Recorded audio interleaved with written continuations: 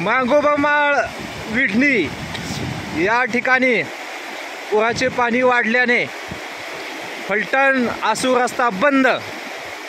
फलटण वारुगड रस्ता या रस्त्याचे काम अतिशय जोमाने चाललेले आहे, परंतु मांगोबाचा ओढा येथील पूल या पुलाचे बांधकाम जवळजवळ 4 ते 5 महिने रखडल्याने आज ईगल कन्स्ट्रक्शनवरती स्थानिकांनी व प्रवाशांनी कारवाईची मागणी केली आहे।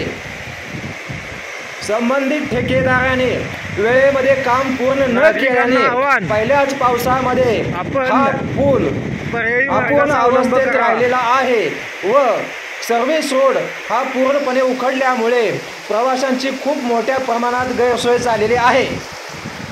नवनियुक्त आमदार श्री सचिन पाटील याकडे गंभीरतेने लक्ष देणार का, तसेच या प्रश्नावरती